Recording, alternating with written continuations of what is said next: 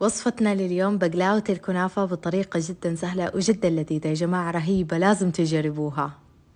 أول حاجة احتجت لي الكنافة المقسمة أو المفتتة، أضفت عليها 3 ملاعق من السكر، 75 جرام من الزبدة، قلبتها بهذا الشكل وضغطتها بالصينية. ولطبقة القشطة احتجت لي كوبين من الحليب، أضفت عليها 3 ملاعق من النشا، 3 ملاعق من السكر، قلبتها على البارد ورفعتها على النار لحد ما ثقل معاي القوام. نزلت عليها علبة قشطة ورشة من موية الورد، وبعدها نزلتها على الكنافة، وبعدها حنزل عليها طبقات الكولاج، وبين كل طبقة وطبقة حبدأ أدهنها بالزبدة. طبعا تقدروا تستخدموا السمنة. آخر حاجة نظفت الأطراف وقسمتها بهذه الطريقة ودخلتها الفرن. وبعد ما طلعتها من الفرن سقيتها بالشيرة وقدمتها مع رشة من الفستق. ما أحكي لكم قد إيش لذيذة، وطبقة الكنافة مع البقلاوة من جد لذيذة. وبالعافية عليكم، لازم تجربوها وتعتمدوها.